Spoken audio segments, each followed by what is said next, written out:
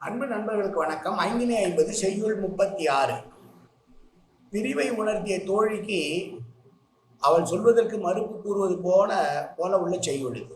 கடிது ஓடும் வெண்தேரை நீர் ஆம் என்றெண்ணி விடியோடு ஒருங்கு ஓடி தான் பிணங்கி வீழும் வெடி ஓடும் வெங்கானம் சேர்வார்கொள் நல்லாய் ஒடி ஒடி வீழத் துறந்து. தலைவியை பார்த்து தோழி சொன்ன உடனே தோழியை பார்த்து தலைவி சொல்கிறாள், என் கை வளையல்கள் எல்லாம் நான் விழுந்ததனால் கீழே விழும்படி என்னுடைய காதலர் என்னை விட்டு நீங்கி போய்விட்டார்.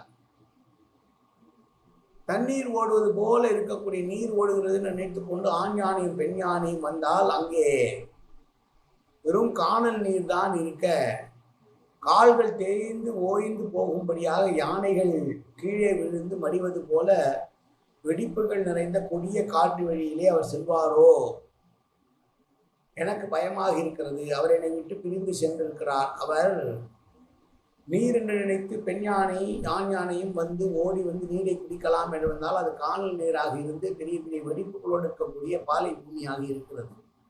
அப்படிப்பட்ட கொடிய பூமியிலே அவர் செல்லப் போகிறாரோ எனக்கு தெரியவில்லையே. நீ என்னமோ எனக்கு ஆறுதல் சொல்வது போல அப்படியெல்லாம் அவர் போக மாட்டார் என்று சொல்கிறாய். ஆனால் எனக்கு என்னவோ பயமாக இருக்கிறது என்று தோழியிடம் தலைவி தன்னை ஆறுதல் படுத்துவதற்காக சோழி சொன்ன வார்த்தைகளுக்கு மறுத்து, இல்லை அவர் வேலை பாலைநிலம் வழியாக சென்றிருப்பாரோ என்று அஞ்சுகிறேன் என்று சொல்லுகிறாள்.